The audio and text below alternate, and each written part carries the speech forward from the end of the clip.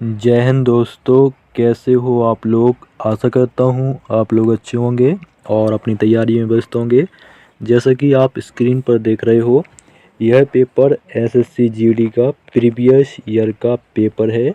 यानी जो आपकी पिछली भर्तियां एसएससी जीडी की निकली हुई थी उसका एक पूरा आंसर की है। तो आज हम जीके जीएस के सेक्शन को या जीके जीएस के पार्ट को सॉल्व करेंगे। ये आप देख लीजिए, part V general knowledge and general awareness. दोस्तों इसके अलावा भी कुछ प्रीवियस ईयर के पेपर जिसमें आपका जीके, रीजनिंग, हिंदी और आपका मैथ के प्रीवियस ईयर के पेपर एसएससी जीडी के सॉल्व करवाए हैं।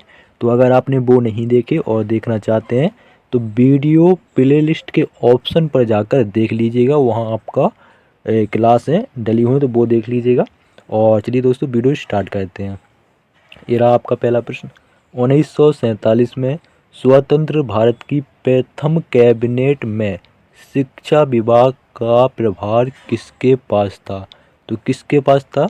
तो दोस्तों आपका मौलाना अबुल कलाम आज़ाद के पास था। किसके पास? मौलाना अबुल कलाम आज़ाद, ठीक है ना। वही जो आपके मिसाइल मैन कहे जाते हैं। ऑप्शन 4 बिल्कुल सही होगा। अगला प्रश्न देखिए। अगला प्रश्न है पॉलिटी से, और पॉलिटी में आपका अधिकतर आपके जो अनुच्छेद हैं, ठीक है, आर्टिकल है, वहाँ से प्रश्न बनते ही है। भारतीय संविधान के किस अनुच्छेद में उच्चतम न्यायालय को याचिकाएं जारी करने की शक्ति प्रदान की गई है? तो कौन से अनुच्छेद के तहत? तो अनुच्छेद 32 यानी 32 के तहत। तो ऑप्शन 3 आपका बिल्कुल सही होगा। अगला प्रश्न देखिए। अगला प्रश्न है आपका जर्नल साइंस से। म्यूरिएटिक अम्ल का रासायनिक सूत्र क्या है? तो इसका रासायनिक सूत्र HCl होता है, जिसे हम हाइड्रोक्लोरिक अम्ल कहते हैं। आपने हाई स्कूल में अच्छे से पढ़े होंगे, ये जैसे कि सल्फ्यूरिक अम्ल है, सल्फ्यूरिक अम्ल है, ठीक है। ये आपका हाइड्रोक्लोरिक अम्ल है, ये आपने अच्छे से पढ़े होंगे हाई स्कूल में, ठीक है। अगला प्रश्न देखिए। इनमें से किसके अनुसार तापमान और अन्य भौतिक स्थितियां नियत रहने पर किसी चालक के दो बिंदुओं के बीच प्रवाहित होने वाली धारा दोनों बिंदुओं के बीच विभवांतर के अनुक्रमानुपाती होती है? तो किसका ये बताया गया? तो दोस्तों ये जो आपकी परिभाषा दी गई है, ये आपका ओम का जो नियम होता है उसकी दी गई है। तो ऑप्शन 2 बिल्कुल सही होगा, ठीक है। ये सब आपके जनरल साइंस जो है वो हाई स्कूल की है। हाई स्कूल में आप देखे होंगे जो ये प्रश्न था, ये आपका जो आपका इलेक्ट्रिसिटी जो आपका एक चैप्टर है उससे था, ठीक है।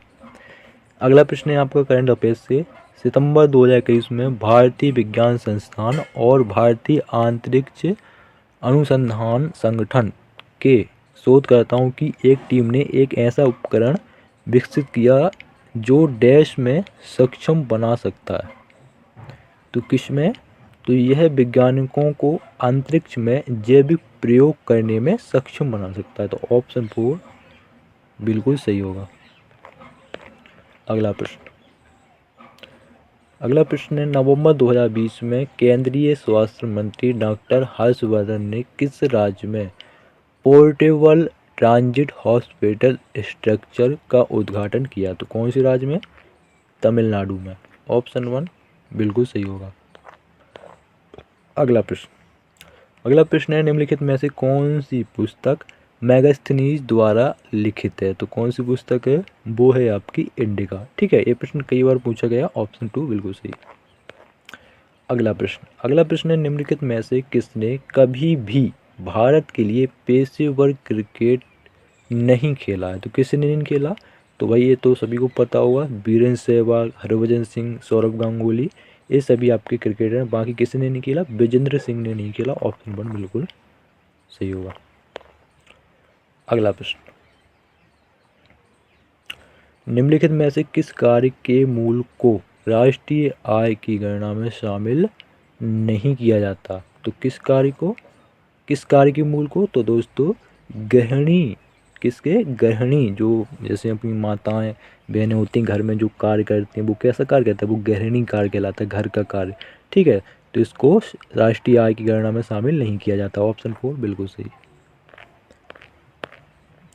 अगला प्रश्न। निम्नलिखित में से कौन सी साहित्यिक कृति संध्याकर नदी द्वारा रचित है? तो कौन सी है? वो है आपका रामचरितम या रामपाल चरित। ऑप्शन 3 बिल्कुल सही। अगला, the last king of Kashmir नामक उपन्यास के लेखक कौन है? तो भाई साहब राकेश कौल है। ऑप्शन 4 सही होगा।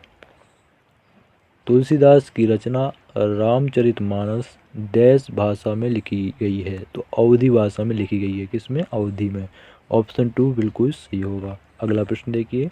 अगला प्रश्न है आपका, दशहरे के पर्व को डैश के नाम से भी जाना जाता है? तो विजयादशमी के नाम से भी जाना जाता है। ठीक है, इसी को हम दशहरा कहते हैं। और इसी दिन हम किसको? रावण को क्या कहते हैं? पता होगा। अगला प्रश्न, अक्टूबर 2020 में रेपो दर क्या थी? 4% थी 2020 की रेपो दर। ठीक है, अगला प्रश्न। अगला प्रश्न है आपका, चावल की खेती की जाबो प्रणाली भारत के इनमें से किस राज्य में प्रचलित जल संचयन की एक स्वदेशी विधि है? तो किस राज्य की? नागालैंड की। ठीक है, नागालैंड कहाँ पर है? पूर्वी राज्य है। ठीक है, इसकी सीमा म्यांमार बर्मा से लगती है। अगला प्रश्न देखिए, महेश भूपति और लिएंडर पेस ने किस वर्ष विंबलडन पुरुष युगल खिताब जीता? तो किस वर्ष? तो दोस्तों 1919 में जीता था। तो ऑप्शन 2 बिल्कुल सही होगा। अगला प्रश्न, मंदाकिनी नदी डैश में अलकनंदा नदी में मिलती है? तो कहाँ पर? रुद्रप्रयाग में। कहाँ पर? रुद्रप्रयाग में। ठीक है। अगला, निम्नलिखित में से कौन सी घटना 1905 में बंगाल विभाजन से पूर्व घटी थी? तो जब आपका 1905 में बंगाल विभाजन हुआ तो उसके पहली घटना पूछी गई है। ठीक है, तो ये तो आपका 1919 की बात की है। ये भी आपका ककोरी कांड, ये भी आपकी बात की है, ये भी बात की। लेकिन जो आपका ऑप्शन 4 है, चापेकर बंधुओं द्वारा फ्लैग कमिश्नर की हत्या, ठीक है, ये आपका बंगाल विभाजन की पहले की घटना है। ठीक है, और एक प्रश्न और पूछा जा सकता है, बंगाल विभाजन कब हुआ? तो 1905 में हुआ। अगला प्रश्न, नवंबर 2020 तक प्राप्त जानकारी के अनुसार निम्नलिखित में से कौन दिल्ली जिला क्रिकेट संघ के अध्यक्ष थे? तो वो है आपका रोहन जेटली। ऑप्शन 2 सही होगा, रोहन जेटली। अगला प्रश्न है, बूरही दिहिंग निम्नलिखित में से किस नदी की सहायक नदी है? तो दोस्तों ये ब्रह्मपुत्र नदी की सहायक नदी है।